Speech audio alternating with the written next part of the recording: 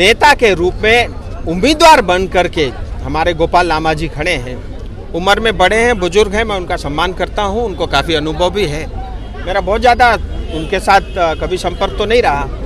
कई लोग कहते हैं व्यक्ति अच्छे हैं, स्वाभाविक रूप से अच्छे होंगे, उनको भी शुभकामनाएं।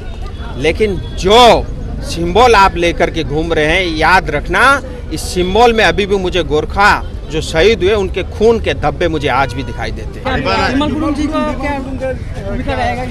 मैं उनसे संपर्क में हूं और मैं लगातार संपर्क में हूं और मेरे उनके साथ सिर्फ राजनीतिक संबंध नहीं है, इस वजह से भी उनसे, उनके तमाम साथियों से मैं संपर्क में हूं।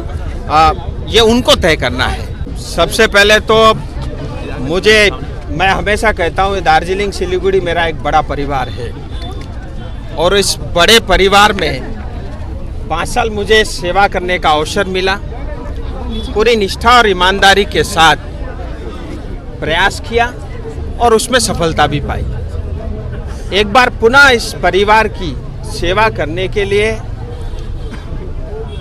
मुझे वो अवसर मिला है। सबसे पहले तो मैं इस अवसर प्रदान करने के लिए देश के यशस्वी प्रधानमंत्री का आभारी हूँ। भारतीय जनता पार्टी के यशस्वी राष्ट्रीय अध्यक्ष जेपी नड्डा जी का आभारी हूँ। भारत के यशस्वी गृह मंत्री आदरणीय अमित शाह जी का आभारी हूँ। आदरणीय BL संतोष और समस्त राष्ट्रीय लेवल पे पार्टी के नेतृत्वगण का आभारी हूँ। और पश्चिम बंगाल भारतीय जनता पार्टी में हमारे पार्टी के सभापति आदरणीय सुकांतो मजूमदार दा, हमारे LOP और पश्चिम बंगाल में भारतीय जनता पार्टी के बड़े नेता शुभेंदु अधिकारी जी, हमारे प्रभारी आदरणीय सुनील बंसल जी, मंगल पांडे जी, आशा लाकड़े जी, अमित मालवीय जी और हमारे पूरे प्रदेश के महासचिव संगठन अमिताभ दा जी और बाकी पार्टी के जो भी पदाधिकारी हैं, जिला के हमारे जिला अध्यक्ष, दोनों जिला के हमारे पदाधिकारी कार्यकर्ता का मैं आभारी हूँ कि मुझे ये इस परिवार की सेवा करने का फिर से अवसर मिला। पिछले 5 साल में मुझे ये गर्व की अनुभूति होती है और मैं हमेशा छाती ठोक के ये बात कहता हूँ, इंफ्रास्ट्रक्चर और विकास कार्य से जुड़े 50,000 करोड़ से ज़्यादा के काम अपने इस क्षेत्र में चल रहे हैं। कुछ काम ऑलरेडी स्टार्ट हो गए हैं, कुछ करना है, कुछ में और तेज़ी लानी है। वो तमाम कामों को पूरा करने का मुझे ये अवसर मिला है और उसके अलावा भी अभी भी बहुत कुछ करना है, जिसमें हेल्थ इंफ्रास्ट्रक्चर एक बड़ी समस्या है। सॉलिड वेस्ट मैनेजमेंट हो, ये एक बहुत बड़ी समस्या सिलीगुड़ी और दार्जिलिंग के लिए भी है। और सिलीगुड़ी के चारों तरफ रिंग रोड बनना है, ट्रैफिक को डीकंजेशन करने के लिए वो एक बड़ी समस्या है। और एजुकेशन और हमारी शिक्षा प्रणाली को और मजबूत करना ये एक बहुत बड़ी चुनौती है। और इसके अलावा भी केंद्र सरकार की चाहे वो एम्स हो या अन्य संस्थाएं हो, चाहे वो सेंट्रल यूनिवर्सिटी हो, इस क्षेत्र में आने अति आवश्यक है, जिससे हमारे इस क्षेत्र के युवाओं को नौकरी करने के लिए बाहर जाना नहीं पड़े या घर बैठे बैठे बेरोजगार ना होना पड़े। ये मेरी प्राथमिकता रहेगी। और साथ ही इस क्षेत्र में रहने वाले गोरखा, आदिवासी, राजवंशी, कोचे, टोटो, मेचे, राभा, हिंदी भाषी, बंगला भाषी तमाम समुदाय के लोगों के साथ जो वादा है कि दार्जिलिंग तराई डूवर्स में भारत के संविधान के अंतर्गत स्थायी समाधान करेंगे। और इसी तरह गोरखा समुदायों के 11 जनजातियाँ अभी भी जात गोष्ठी से छूटी हुई है, उनको पुनः उसमें बहाली करनी है। काम चल रहा है लेकिन उसको अंत तक लेकर के जाना है, उसमें और गति देनी है। तो ये तमाम काम करने हैं अगले 5 साल में। और सेवा ही धर्म है और राजनीति के माध्यम से एक बड़े परिवार को सेवा करने का अवसर मिलता है। मैं पार्टी का और तमाम लोगों का आभारी हूँ और विशेष करके इस क्षेत्र की जनता का आज जिस तरह की भीड़ और जिस तरह का प्यार और जिस तरह का भरोसा आपने मेरे ऊपर दिखाया है, ये बताता है कि जो है आपने मुझे अपना परिवार माना है और अपना बेटे जैसा माना है और आपने इतने स्नेह के साथ मुझे आज स्वागत किया। मैं आप सबका बहुत आभारी हूँ, ऋणी हूँ। शायद इस जीवन में तो मैं आपका ऋण कभी चुकता नहीं कर सकता, लेकिन प्रयास जीवन भर करता रहूँगा।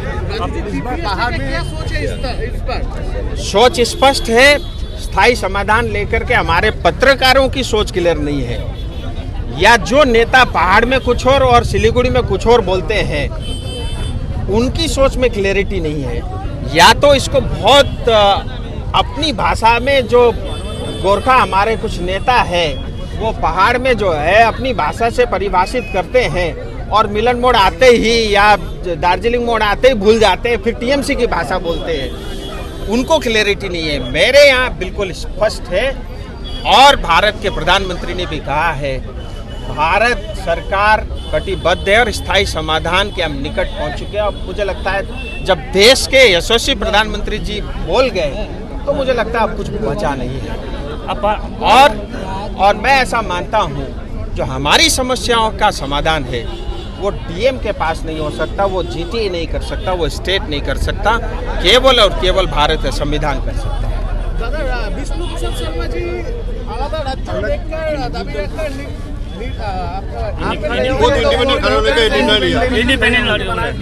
पहले हमको ये समझना पड़ेगा, कोई भी व्यक्ति बयान देता है उसके पीछे कुछ ना कुछ राज होता है और स्वाभाविक रूप से इतनी बात तो हम भी समझते हैं। पहली बात, कोई चुनाव लड़ना चाहता है, भारत का संविधान हमको ये अधिकार देता है, वो लड़े, मेरी शुभकामनाएं। But he is a MLA from BJP. मैं वो आ रहा हूँ, मेरी उनको शुभकामनाएं। कोई भी चुनाव लड़ना, ऐसा एमएलए भी एमपी का चुनाव लड़ सकता है, ऐसा कौन से डिक्शनरी में लिखा है कि नहीं लड़ सकता, वो लड़ सकता है। लेकिन केवल चुनाव लड़ने के लिए और केवल पॉपुलैरिटी गेन करने के लिए आप जो है जानबूझ करके ऐसे मुद्दों के बारे में आप बयान देते हो जो कल तक आप नहीं देते थे, मुझे लगता है वो उचित नहीं है। वो कहीं ना कहीं जनता के साथ धोखा है। अगर किसी व्यक्ति को चुनाव लड़ना है तो सीधा कहना मुझे एमपी का चुनाव लड़ना है, लेकिन उसके लिए बहाने बनाने की आवश्यकता मुझे लगता है नहीं है। और साफ दिखता है कि बहाने बनाए जा रहे हैं, भीतरी और बाहरी की ये परिभाषा गढ़ी जा रही है। और जो है मतलब भूमिपुत्र और नॉन भूमिपुत्र, अब ये कौन तय करेगा? कोई एक नेता या एक व्यक्ति तय करेगा कि भूमिपुत्र क्या होता है और बाहरी पुत्र क्या होता है? भारत के संविधान ने जब ये अधिकार दिया है तो अगर उस संविधान के विरुद्ध कोई बयान देता है यानी वो संविधान को नहीं मानता, वो भारत के कानून को नहीं मानता। मैं 5 साल यहाँ रहा और कभी भी मुझे ये एहसास नहीं हुआ कि मेरा जन्म दार्जिलिंग में नहीं हुआ, क्योंकि मैं जनता के बीच रहा। मेरा भूमिपुत्र की परिभाषा बिल्कुल स्पष्ट है, जो जनता के दुख में सुख में 24 घंटे उसके साथ खड़ा रहे, उनके मुद्दों के साथ रहे, वो भूमिपुत्र है। अगर विशेष उस व्यक्ति की आप करते हो बात, तो मैं उनसे पूछना चाहता हूं, फिर तो करसोग की जनता भी भूमिपुत्र चाहती होगी एमएलए के लिए, तो आपको तो फिर भूमिपुत्र होने के नाते सिलीगुड़ी से चुनाव लड़ना चाहिए, फिर करसोग से क्यों? फिर हर बूथ का नेता भी यही चाहेगा उसका भी भूमिपुत्र होना चाहिए। मुझे लगता है इसका कोई अंत नहीं है। अगर किसी के मन में लड्डू फूट रहे हो चुनाव लड़ने के लिए, वो चुनाव लड़े ना, मैं तो सीधा उनको शुभकामनाएं दूंगा, बधाई दूंगा, लेकिन उसके लिए मुझे लगता है बहाने बनाने की कोई आवश्यकता नहीं। दादा, लास्ट बार लगभग 4 लाख से ज़्यादा मार्जिन में आप जीते थे। इस बार बाहर का जो प्रेजेंट सिनेरियो है, जीएनएलएफ बीजेपी के साथ है, अनित जी टीएमसी के साथ है, बिनोन एंड एडवर्ड कांग्रेस के साथ है, तो पहाड़ का जो वोट है तीनों हिस्सों में बांटेगा, तो इससे क्या होगा? बीजेपी को क्या लगता है? देखिए, ये ऐसा है, एक तो सिंपल सेम स्थिति 2021 में थी, दार्जिलिंग के 5 सीट हम जीते, सेम थी जो आप बोल रहे हो, लेकिन 5 सीट हम जीते हैं। मैं आपको ये बता देना चाहता हूँ, हमारी गठबंधन के जो साथी थे अभी तक सारे साथ में हैं। कुछ लोगों की बैठकें कल परसों हैं, उसके बाद वो सहयोग करेंगे नहीं करेंगे वो उनका निर्णय है, वो तय करेंगे। बाकी सबके साथ मैं अभी संपर्क में हूँ और जो भी भारतीय जनता पार्टी के संकल्प पत्र और नेतृत्व के ऊपर विश्वास करेगा वो भारतीय जनता पार्टी को स्वाभाविक रूप से समर्थन देगा। और अगर मान लीजिए वो नहीं देता है, किसी और का समर्थन करता है, तो भी मुझे लगता है ये वो स्वतंत्र है और हर पार्टी अपना अपना सहयोगी दल चुन सकती है। लेकिन मेरा तो सीधा आरोप टीएमसी से है। ये मेरा चुनाव अनित थापा से या किसी XYZ से नहीं है। भारतीय जनता पार्टी बनाम टीएमसी है और बंगाल में सुशासन लाने का लिए ये चुनाव है। और जो टीएमसी के नेता के रूप में उम्मीदवार बन करके हमारे गोपाल लामा जी खड़े हैं। उम्र में बड़े हैं, बुजुर्ग हैं, मैं उनका सम्मान करता हूं, उनको काफ़ी अनुभव भी है।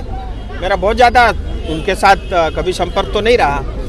कई लोग कहते हैं व्यक्ति अच्छे हैं, स्वाभाविक रूप से अच्छे होंगे, उनको भी शुभकामनाएं। लेकिन जो सिंबल आप लेकर के घूम रहे हैं, याद रखना इस सिंबल में अभी भी मुझे गोरखा जो शहीद हुए उनके खून के धब्बे मुझे आज भी दिखाई देते हैं। टीएमसी को वोट देने का अर्थ है लोगों को शहीद करना। टीएमसी को वोट देने का अर्थ है और संदेश खाली पैदा करना। टीएमसी और ममता दीदी को सिंबल में वोट देने का अर्थ है भ्रष्टाचार को बढ़ावा देना। टीएमसी को वोट देने का अर्थ है अपनी बहन बेटियों के साथ जो लगातार बलात्कार और अन्य अत्याचार हो रहा है उसको बढ़ावा देना। टीएमसी को वोट देने का अर्थ है युवाओं को बेरोजगार करना। टीएमसी को वोट देने का अर्थ है सिस्टम की ऐसी तैसी करना। टीएमसी को वोट देने का अर्थ है भारत के संविधान के और भारत के कानून को नहीं मानना। ये मतलब है टीएमसी को वोट देना। मुझे लगता है हमारी जनता बहुत समझदार है, ये गलती नहीं करेगी। अब की बार 5 लाख पार। मैं उनसे संपर्क में हूँ और मैं लगातार संपर्क में हूँ और मेरे उनके साथ सिर्फ राजनीतिक संबंध नहीं है, इस वजह से भी उनसे उनके तमाम साथियों से मैं संपर्क में हूँ। ये उनको तय करना है और ये उनका अधिकार क्षेत्र है और उनकी पार्टी के बारे में कोई टिप्पणी करना मुझे लगता है उचित नहीं है। जैसा उनको वो ठीक लगेगा उस हिसाब से उचित समय में वो अपना निर्णय आपको अवश्य सुनाएंगे।